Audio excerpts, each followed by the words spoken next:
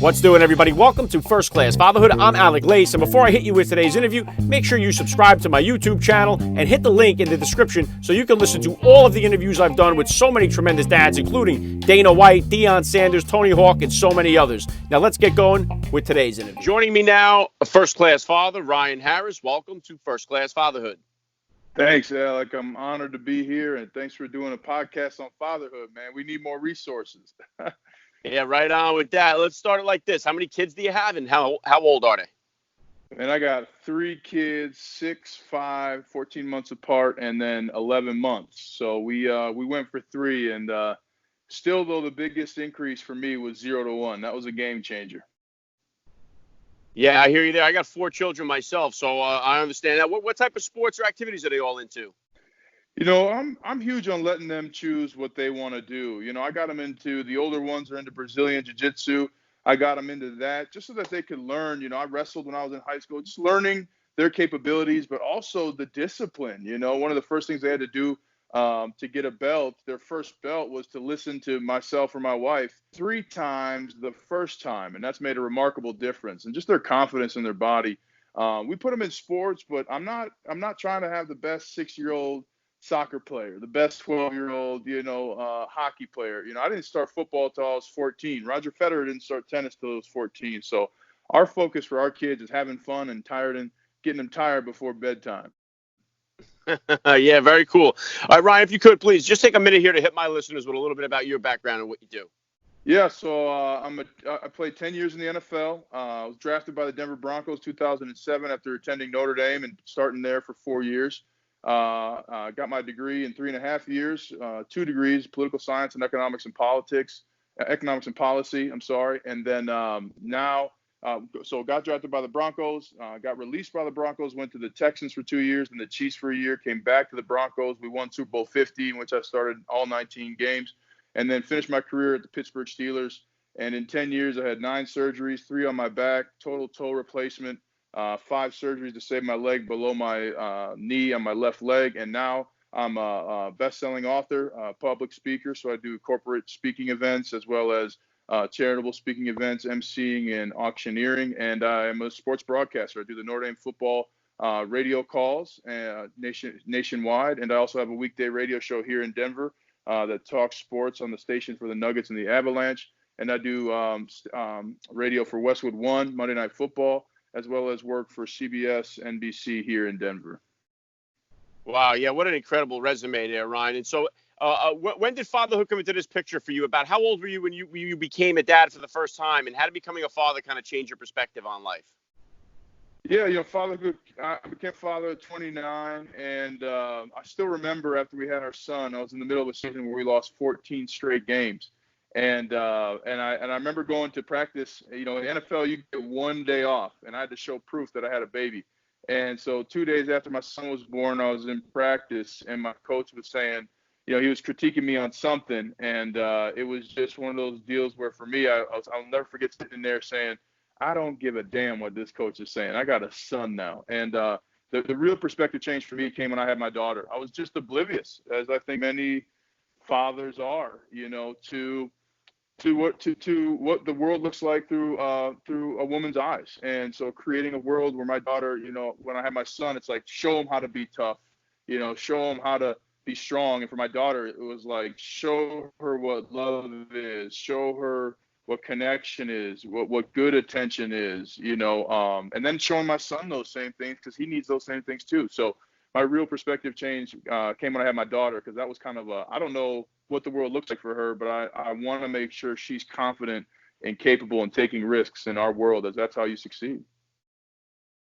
Yeah, well said, Ryan. And yeah, I had my 3 boys first, then we got our girl on the 4th try, and I had that same type of experience going from being a father to 3 boys, then adding the girl. Now, now she runs the show here, so it's definitely changed the dynamic of the house. What about? Hell yeah, they're the best. What about as far as discipline, Ryan? What type of disciplinarian are you as a dad, and is it different than the discipline style you grew up with? Yeah, that's a great question. And my wife and I, we were fortunate. I advise everybody, we don't go to a wedding if someone doesn't go to premarital counseling. It was transformative for us. And honestly, Alec, we went for 3 hours, 3 separate sessions for an hour. And in one of those conversations was, how do you want to discipline your kids? And listen, I've been with literal, sociopaths on different teams. I've been with, summa cum laude all the way to guys who can't read. And the thing that keeps everybody in line, everybody performing, and I'm sure you've had experience with this in your life, is discipline. So I'm firm on discipline. And it's not as much discipline to me, Alec, as it is expectation. I expect you to behave yourself when we're out in public. I expect you to communicate to me if there's an issue, and I expect you to listen to me. So, we do have high expectations for our children. We treat them with the intelligence that they have. We encourage them. We do not react. The biggest thing for my wife and I was not to react when, our kid fell. Hey, good fall. Falling's a part of life. We get back up in this family. In this family, we listen. In this family, we work hard. So we really establish a growth mindset. And in that way, I am being raised the way I was, and we're pretty firm with discipline. And fortunately, because of the expectations in our communication, our kids don't need much. And also it's on us as parents, to realize our kids aren't thinking logically when they're upset. It's our job to mitigate things like, are they hungry? Have they not napped? Are we doing too much in a day? So we really try and put a lot on ourselves to keep high expectations for our kids. Yeah, very well said, Ryan. And you mentioned there, too, that you started playing football at the age of 14. And one of the things I love to ask the NFL dads that I get on the show is just because it's a difficult decision for a lot of parents out here whether or not we should allow our kids to play tackle football, especially with all the conflicting reports we get about the concussion stuff. So in your opinion here, is it okay for young kids to play tackle football, and what's a good age for them to start? I'm of the firm belief that no one should be playing tackle football until the age of 14. And, I understand. And let me give you a couple reasons why. When I got to the University of Notre Dame, I'd seen something I'd never seen before. I'm talking about a 6'6" offensive tackle who's 320 pounds. I mean, this kid's going in the first 4 rounds if he just tries. And he just didn't. I said, what are you doing? He said, I'm tired of football. He said, as soon as I got my scholarship, I've shut it down. And before he got to Notre Dame, he was done because he'd been playing football since he was 5. I would say 80% of the players I played with were burnt out by the time they finished their second year of college because of their sport. And that's not just in football. That's in basketball. That's in baseball. That's in, volleyball and tennis, swimming especially. So, the big thing for me is you got to let your kids have fun. Hey, you want to play football? Great. Do a flag football league. You want to play football? Teach them how to run in soccer, or teach them how to, run in track. You've got to create these opportunities for them to just have fun in sports. I was at my son, we started him in Mike skating, literally how to skate right to left. And there's this dad screaming, come on, Micah, come on. And I'm like, and one, you can tell the dad was never an athlete himself, right? And two, the kid's learning how to skate. You're not going to win a learning how to skate competition. So I would say if your kids want to play football, one, take them to games. That was the biggest thing for me when I was younger. My grandfather and father took me to Vikings games, and I saw David Dixon, this big offensive tackle, and all these different guys, Randall McDaniel, and I learned that there could be a place for me, and I learned to love the game first. And we just had Missy Franklin on my show last week, yesterday, 6-time Olympic medalist, 4-time gold medalist, and she played everything, even volleyball into high school. Joe Mauer was on my show, a friend of mine who I played with in high school. And he said if he was forced to choose, he'd have played basketball. So if you want your kids to play football, wait till they hit puberty, because when you do play football, let me tell you what, guys like me are coming to rip your bleeping head off. And we don't care about your feelings, and we don't care what happens to you afterwards. Don't put your kid in that situation, a situation you weren't willing to be in most of the time, and force them to do something you don't want to do, because you could kill their love for the game. Yeah, very well said, Ryan. And it's true. I mean, it's so different today. Like when I was a kid, I know Little League was huge when I was a kid, but not so much for the other sports, where it's like now there's like a fall soccer league for 4-year-olds. There's a spring soccer league. There's a league and an organization for everything. We don't give the kids a chance to make the teams themselves, or pick the teams, make the rules, and do all those things. And I think we kind of robbed them of that freedom to kind of like learn it on the fly, like we did. Like we didn't have parents and coaches and refs always hounding us and telling us what to do. Like we kind of made it up on the fly when we were kids, Well, and like you said, now kids make every team. How about not making a team? I still remember being pissed not making an all-star squad in Little League. I still remember being grateful for being a taxi squad player in baseball. You know, everybody knows Michael Jordan didn't make the varsity team. I mean, where was he if he would have gotten on whatever team he wanted? Would he have had the same edge to him, you know? And also think about the coaching that a 7-year-old's getting in football. You know, I talked to a guy, he said, hey, man, I run the toughest. My kids are the best every year. We come out of the gate the best, with the best record, and we won 2 of the last 5 state championships. I'm like, wow, man, what makes your team so good? And he goes, well, we hit the most. We hit every practice and training camp. I'm like, oh, sweet. How old are your kids? Alec, he says 9. What kind of a psychopath is having the most physical practices at 9 years old? These are not rational human beings. So you've got to give your kids time to be a kid. Trust me, there's going to be plenty of time for football, baseball, soccer. Let them be a kid, love, make mistakes, have fun. Yeah, I couldn't agree with you more there, Ryan. And right now, hopefully when this comes out, we'll be in a little bit better situation. But right now, we're kind of right in the thick of this whole coronavirus, everything kind of locked down. How are you managing? I mean, I got 4 kids home now. We're homeschooling here. We've added that to the resume. How are you kind of managing this whole coronavirus thing out there? Yeah, and good luck to you, right? I mean, good luck. And homeschool parents, I think everybody's kind of getting a dose of what homeschool parents go through. I'm just trying to be as flexible as possible. Anytime, and I learned this in the NFL, anytime you encounter a situation that you didn't plan for, whether that's a blitz or a turn of events in a game, you have to be flexible. I mean, think about Peyton Manning, a quarterback I played with, won the Super Bowl with. He was flexible at the line of scrimmage every single play. He wasn't coming to the line of scrimmage saying, this is the way we're doing things and this is the only way, right? He was flexible in every single situation. I'm big on yoga. I'm being flexible. So that also translates to life. You got to be flexible, number 1. I've been giving grace to my kids, number 2. Getting them moving. We've done everything from YouTube kids cardio to doing a body weight, workout class with myself. And the other thing, too, is making sure I'm communicating with my wife and saying, hey, our 11-month-old is bothering me today. I don't know what it is. It's not his fault, but that's on me. And it's on me to communicate that as well. Can you help me out here? My wife's been doing walks. I make sure I work out every morning. So those are the things I'm doing. But it starts with being flexible and giving a ton of grace because kids base their life on routine. We all do. And everybody's routine is disrupted right now. The best thing you can do is be flexible, be gracious, and get these kids moving.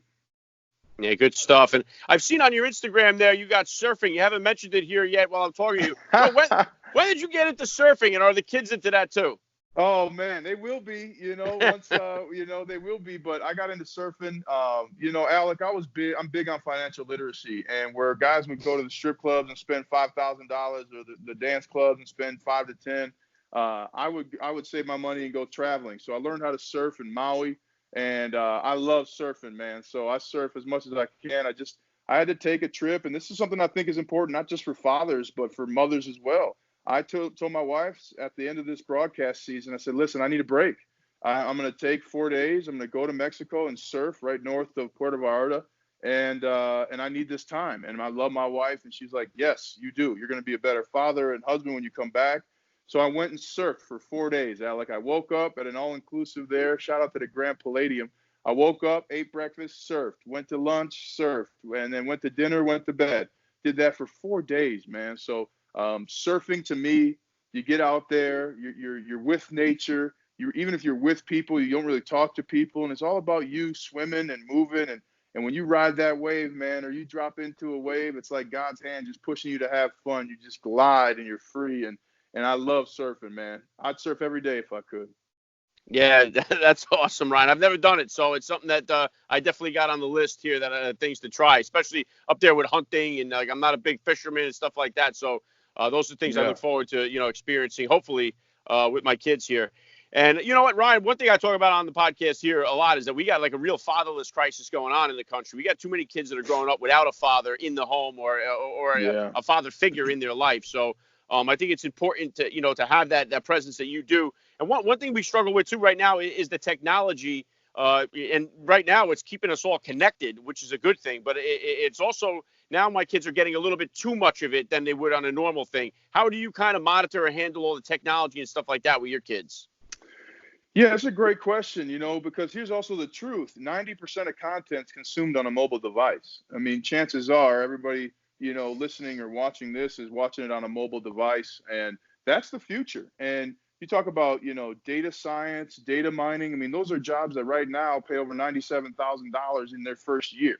So how do you balance the introduction of technology while also creating, social norms, right, and giving them socialized? We try and limit the television, and we really try and create right now. We try and create real life experiences. We do arts and crafts with their hands. I mentioned doing jujitsu, but we're really big on turning the television off. And now for us, the iPad's a reward. Hey, you guys have been fantastic all day. Hey, you know what? There is going to be some days where, yeah, go ahead and watch. You've been really well behaved. Watch this on the plane. So.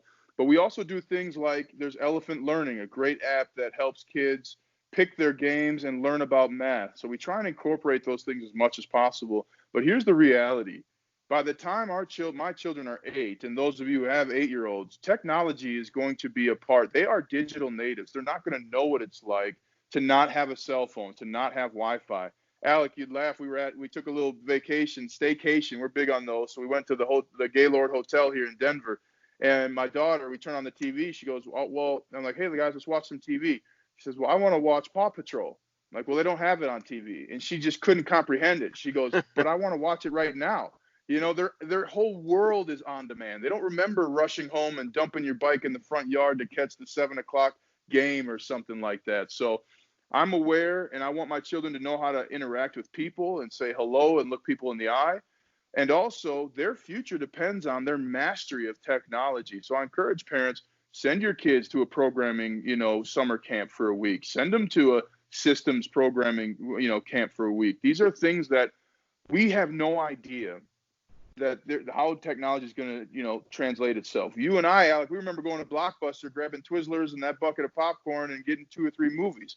Who would have known then that you would be able to stream movies into your home? And this is just the beginning, And one person I gave a speech to some people at Microsoft, and one thing they're working on are the Internet of Things. They said not only are driverless cars the future, but what's the content in those driverless cars? Where are you going? What do people want to do in those cars? I mean, these are questions we don't have answers to that our children will build solutions to. So technology is an interesting double-edged sword, but we give life experience now, knowing that we're going to dive deep into technology later, so they're prepared to be successful.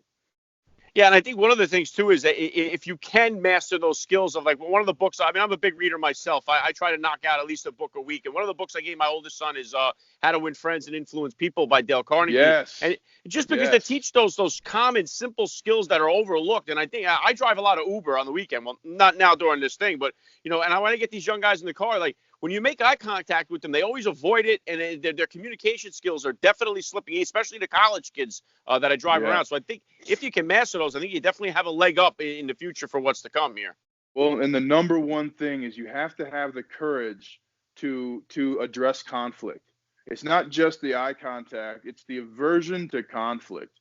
And How to Win Friends and Influence People is a great book. I highly recommend it. Another book I recommend, Never Split the Difference by Chris Voss. It's a book on negotiating, because so often young people, we use technology to avoid confrontation, right? Sometimes we use sports to avoid confrontation, but being courageous in life really means being willing to not only be in some sort of altercation or conflict, but making sure you can communicate and then resolve it, right? I mean, in the NFL, every year I had a fight with teammates. I almost, at one point, I almost strangled the coach because he was talking track to me, right?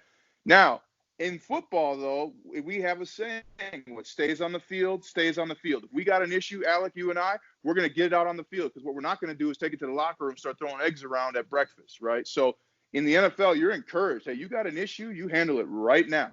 And in the real world, we don't have those parameters. We don't have, and one thing even in broadcasting, I tell people I work with, like, listen, I'm going to challenge you at times just because that's how I am. And when we come to a solution, that's it. I'm not going to carry it with me and tell people, oh, Alec and I had a conversation and I don't like him. No, Alec and I had a conversation. We addressed it. I'm good. So that's the big thing. I want my kids to have skills in being able to handle conflict, because you're going to do it in life, in marriage, in parenthood, and you better be ready and have those skills. Great stuff, Ryan. Yeah, you know what? You've had so much success along your career, so many different avenues, so many different interests. Well, what's kind of next for you here? What kind of goals or plans do you have for yourself for the future? Yeah, well, in this coronavirus, I'm learning how to speak Chinese. I think it's good. I think it's interesting. Over 1 billion people speak it, and I already speak Spanish fluently. I know Arabic, and to me, I want to learn Chinese. So in the future, it's Chinese. And for me, I want to continue to grow. I found a lot of response in financial literacy. I'm huge on it. I spent my last years in the NFL training younger cats on how to buy stock, how to not buy new cars. Telling them, nobody cares about your money at the end of the day. You need income. So for me, I want to continue to grow the conversation about financial literacy and help people understand what they're capable of. I mean, Alec, I work with 2 guys in radio, and in conversations with them about money, they were like, I didn't know I could buy a house. I'm like, yeah, not only can you buy a house, what do you think about a duplex? How about making money while you're a single guy with no kids and no wife? Why don't you buy a duplex? I can buy, literally one person says to me, I can buy a duplex. I've had people in tears. I can buy stock. So my next project is going to be a video podcast series that talks about financial literacy and shows people how many ways people make money. You and I know, Alec, people make money. Just take broadcasting, for example. There's production, there's producers, there's advertising, accounting, and then there's on-air talent, right? So I want to have these conversations, continue to grow, because, Alec, when we're smart with our money, we make better decisions. Our kids are more educated. We have better and safer communities. And it's all within our reach by doing a few small things, delaying purchases, knowing the difference between price versus cost, and really understanding that saving money means saving $60 out of every $100 you make. Yeah, and I'll tell you what, Ron, I wish these are things that would be taught in school, too. Like, I Yes. think a lot of this stuff should be taught now in the schools, what to do with a dollar, how to invest, and how to set goals and stuff like this. I wish they would start teaching even in the grade school levels. I wish they would start with stuff like that. But if you can't depend on the school system to do it, and I think today we have the access to the information just because of the technology to show the kids. Like I have my one kid with the Jim Quick is one of these guys that are teaching you better ways to read and stuff like that. So we have access to stuff like never before to the information. So and it's great to have somebody with the knowledge to put the content out there for us to consume. So I look forward to you doing that in the future. And the last thing I want to hit you with here, Ryan, I'd love to ask all the dads that I get on the podcast, what type of advice do you have for the new dad or for that about to be father who's out there listening? Oh, man. First of all, man, you give me the chills. The new dad, first time dad, know that all of us fathers love you, and that all of us fathers have been there. No one knows what they're doing the first time. And I'll give you 2 things I want you to do, new fathers. I want you to take care of your wife, and that means, or lady, I want you to make sure she's happy, and I want you still to date her. My wife and I date at least once a month. We still go on dates. And after our first kid, my wife cried all the way to dinner because we were leaving our kid behind. But date your wife. Still be married first and parents second. And then number 2, you've got to fight for your space that you need. If that's a poker game or a softball game or a surf trip once a year, fight for you, because it's so easy to lose yourself in your kids and your family. You want to do it every day, but you've got to maintain who you are, what brought the love together that created your children. So make sure that 1, you continue to date your wife, be married first and parents second, and 2, you've got to fight for your space. And if your partner's unwilling to do it, you've got to make sure you can communicate to them how necessary it is and take your time to be yourself. Yeah, very well said. I love the message. This has been an honor for me. I got to say, Ryan Harris, you're a first-class father all the way. And thank you so much for giving me a few minutes of your time here on First Class Fatherhood. Alec, thank you. Thank you for your patience, and thank you for doing this. Thank you to all the fathers out there.